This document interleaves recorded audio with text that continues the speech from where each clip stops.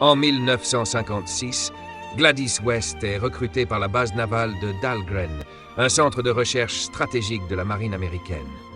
Elle y rejoint une équipe de mathématiciennes chargées d'effectuer des calculs extrêmement complexes, à une époque où les ordinateurs occupent des salles entières et sont encore peu nombreux.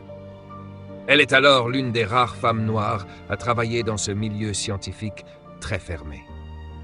Son travail porte sur un sujet fondamental, la modélisation mathématique de la forme réelle de la Terre.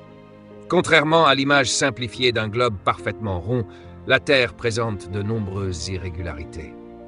Pour que les satellites puissent fonctionner avec précision, il est indispensable de connaître cette forme avec une exactitude extrême. Gladys West se spécialise dans l'analyse de données satellitaires et la géodésie.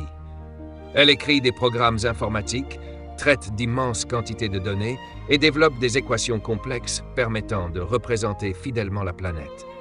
Ses travaux deviennent essentiels pour les systèmes de navigation spatiale. Malgré une carrière déjà impressionnante, Gladys décide d'aller encore plus loin. À plus de 40 ans, tout en travaillant à plein temps et en élevant sa famille, elle reprend ses études à Virginia Tech. Elle se lance alors dans un défi exceptionnel, obtenir un doctorat en mathématiques.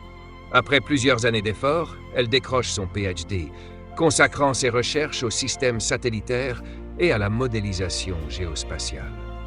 Ses travaux finissent par avoir un impact immense. Les mathématiques développées par Gladys West deviennent l'une des fondations du GPS, permettant de calculer avec une grande précision la position d'un point sur Terre grâce aux satellites. Une technologie aujourd'hui utilisée quotidiennement dans le monde entier. Pendant longtemps pourtant, son rôle reste méconnu. Elle travaille dans la discrétion, sans chercher la reconnaissance.